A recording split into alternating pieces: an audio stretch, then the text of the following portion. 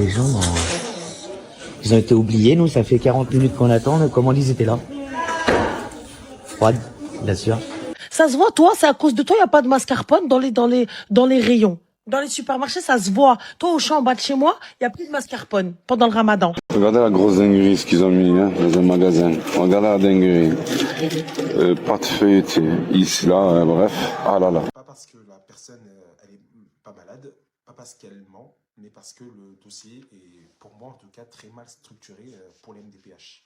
Un conseil ou un diagnostic, je sais pas. Alors, un conseil, c'est gratuit, un diagnostic, c'est payant. Bah, un conseil. Je te conseille de faire un diagnostic. Savez-vous que 30% des dossiers MDPH sont inadéquats? Dans un monde bureaucratique, chaque détail compte. Comment structurer un dossier pour maximiser vos chances? Pas de commandes abandonnées au McDo. Que les gens, ils ont été oubliés. Nous, ça fait 40 minutes qu'on attend. Comment ils étaient là? Froide, bien sûr. Que dire de plus? Pauvre, tu viens sur le chantier, le plafond est au sol. Faut tout recommencer, hein. Tu recommences tout, et après on revient. Ouais, Ça se voit, toi, c'est à cause de toi, il n'y a pas de mascarpone dans les rayons. Dans les supermarchés, ça se voit. Toi, au champ en bas de chez moi, il n'y a plus de mascarpone pendant le ramadan. Toi, t'es le genre de meuf qui passe sa journée à faire des tiramisu, à venir descendre, et à la fin, باش ما يتزوجبك ما يبعثك ما حتى حاجة.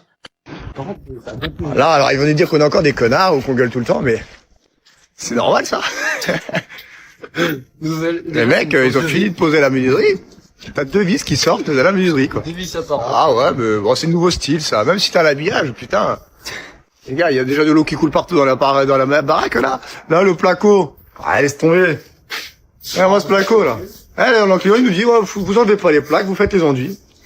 Mais il y a tout, il y a des rajouts, ils ont pris tous les morceaux de fin de chantier, les types.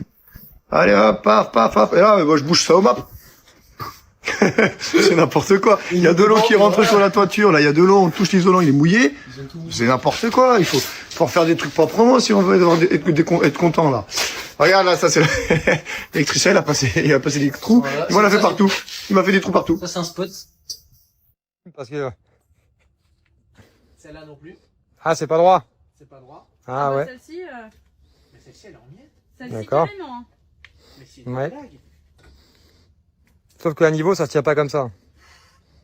Comment? C'est pas comme ça. Comme ça? Bah, soit tu regardes comme ça, ou soit posé dessus. Mais attends, il y a qui chez moi? Quel artiste? Dans la première partie, il est question de l'inefficacité administrative et de dossiers mal structurés. Cela montre l'importance de bien présenter ces documents. Maintenant, voyons comment structurer correctement. En voyant ça, est-ce qu'on peut dire que le groupe Carrefour sympathise avec les islamistes?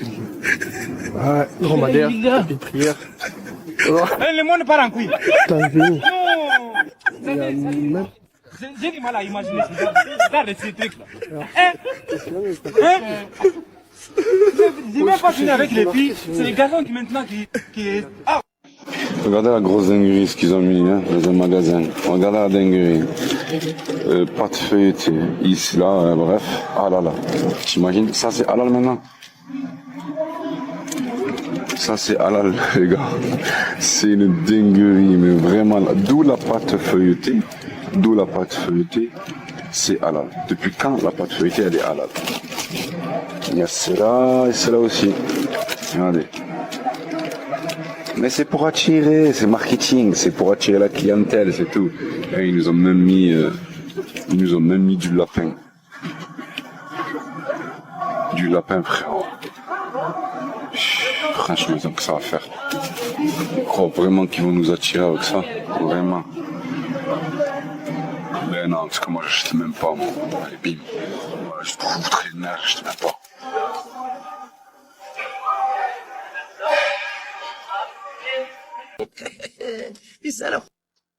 Je vais être assez clair. Pour moi, le dossier que je vais décrire, il passe pas.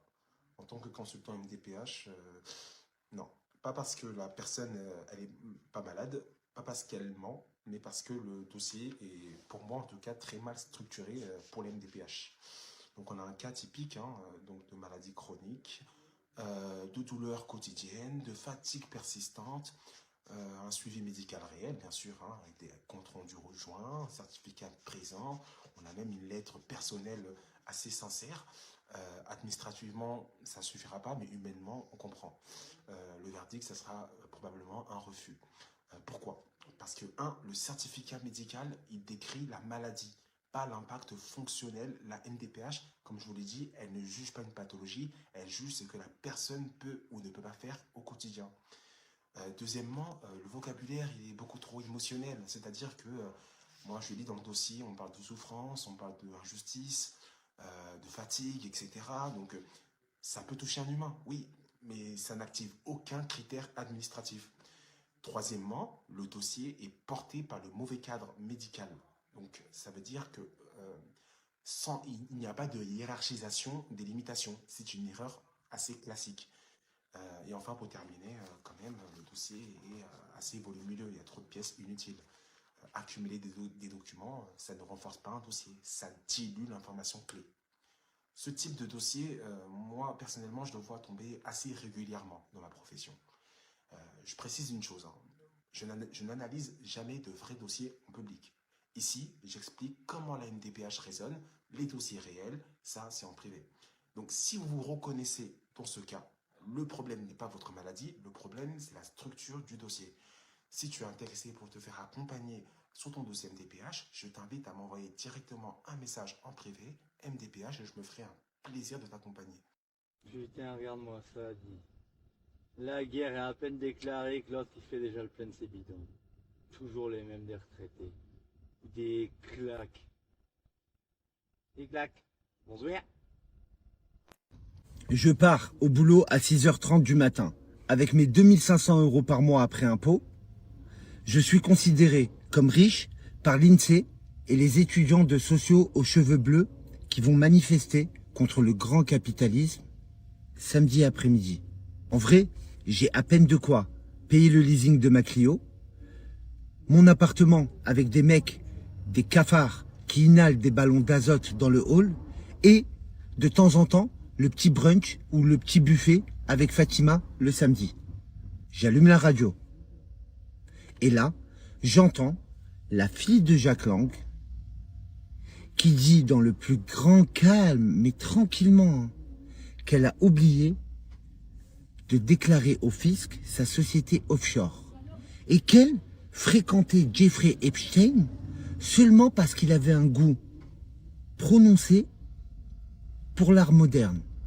La journaliste en face d'elle, elle compatit et acquiesce. Soudainement, un flash éclaire le bitume du matin. Pah! Je viens de me faire prendre à 40 km/h dans une zone 30, fraîchement inaugurée par le maire socialiste de la commune. L'éco-conduite sauve les pingouins en Antarctique, selon ses dires. Contrairement à Caroline Lang, je vais pas pouvoir aller plaider à ma cause sur France Inter. Non. Je vais continuer à creuser mon découvert, je vais continuer à payer mes dettes et je vais essayer d'oublier que mes impôts financent une cabale satanique. Vivement qu'on meure. Des dossiers mal structurés influencent les décisions. Trouver le bon cadre est crucial. Alors, comment mieux préparer nos dossiers? C'est pour un conseil ou un diagnostic? Un conseil ou un diagnostic, je sais pas. Alors, un conseil c'est gratuit, un diagnostic c'est payant. Un conseil. Je te conseille de faire un diagnostic. On vous ment sur la location des petites surfaces à Paris. Arrêtez de répéter bêtement, il faut 9 mètres carrés, voilà, minimum. Sans connaître la loi. En tant qu'expert immobilier, je remets les pendules à l'heure ce matin. Alors non, louer moins de 9 mètres carrés, ce n'est pas illégal si vous avez le volume, les fameux 20 mètres cubes. Le droit est clair et la Cour de cassation aussi. Alors voici les textes pour clouer le bec aux experts de comptoir. Et ils sont nombreux. La règle d'or, c'est le décret 2002-120, l'article 4. Imaginez, je ne sais pas ça par cœur, je suis en train de lire un texte. Pour être décent, un logement doit avoir soit 9 mètres carrés de surface habitable, avec une hauteur minimum de 2,20 mètres sous plafond, soit un volume habitable de 20 mètres cubes. Voilà, un exemple.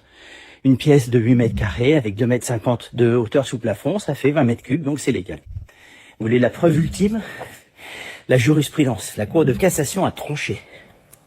Le critère de volume, les fameux 20 mètres cubes, l'emporte sur les règlements sanitaires locaux, RSD, règlements sanitaires locaux, qui bloquent sur les 9 mètres carrés. Vous voyez la source?